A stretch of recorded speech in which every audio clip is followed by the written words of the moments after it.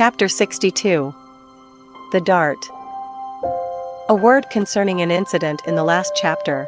According to the invariable usage of the fishery, the whaleboat pushes off from the ship, with the headsman or whale killer as temporary steersman, and the harpooner or whale fastener pulling the foremost oar, the one known as the harpooner oar.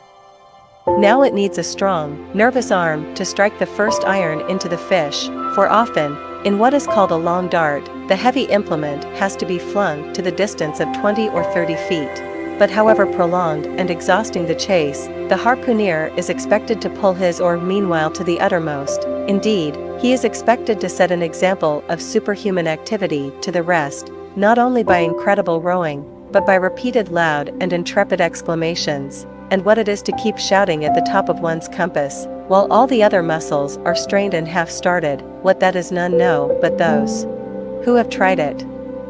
For one, I cannot bawl very heartily and work very recklessly at one and the same time. In this straining, bawling state, then, with his back to the fish, all at once the exhausted harpooner hears the exciting cry, "Stand up, and give it to him."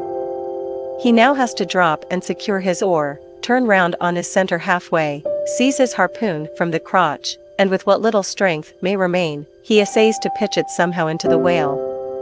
No wonder, taking the whole fleet of whalemen in a body, that out of 50 fair chances for a dart, not 5 are successful. No wonder that so many hapless harpooneers are madly cursed and disrated. No wonder that some of them actually burst their blood vessels in the boat. No wonder that some sperm whalemen are absent 4 years with 4 barrels. No wonder that to many ship owners, whaling is but a losing concern. For it is the harpooner that makes the voyage, and if you take the breath out of his body, how can you expect to find it there when most wanted?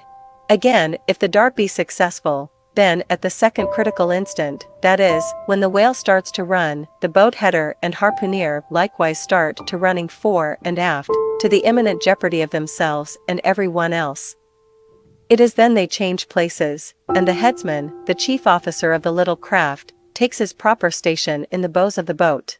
Now, I care not who maintains the contrary, but all this is both foolish and unnecessary. The headsman should stay in the bows from first to last, he should both dart the harpoon and the lance, and no rowing whatever should be expected of him, except under circumstances obvious to any fisherman.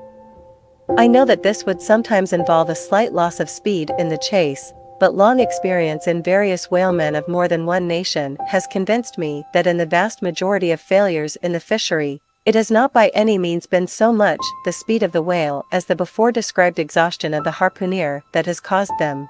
To ensure the greatest efficiency in the dart, the harpooneers of this world must start to their feet from out of idleness, and not from out of toil.